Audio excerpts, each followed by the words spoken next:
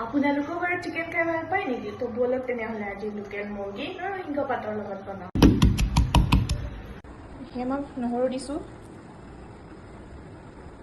আদা দিম।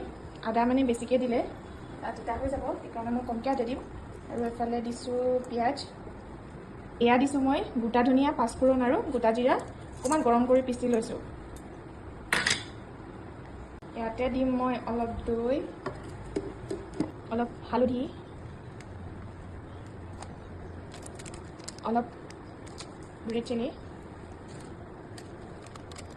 আৰু অলপ ধনিয়া পাউডাৰ, আৰু ইয়াতে দিম অলপ ব্লেক পেপাৰ। এতিয়া ধুনীয়াকৈ ইয়াক মই সানি দিম। আপোনালোকে সানোতে ভালকৈ সানিব যাতে মানে চবতে ভালদৰে লাগে।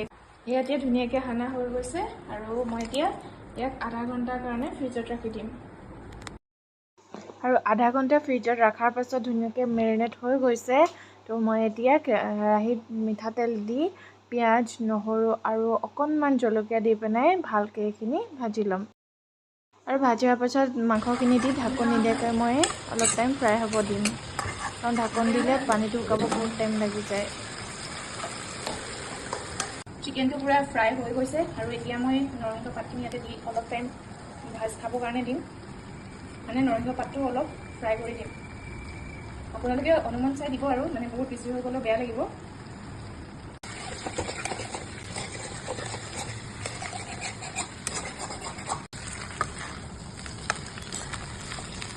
আৰু নৰসিংহ পাত আৰু আলুটো অলপ সিজাৰ পাছতে মই তাতে বিলাহী, পিঁয়াজ, নহৰু, আদা, লং, দালচেনি, ইলাইচি, তেজপাত আৰু অলপ বাটাৰ দি কুকাৰত দি পেলাই 7টা চিটি মাৰিবলৈ দি দিম।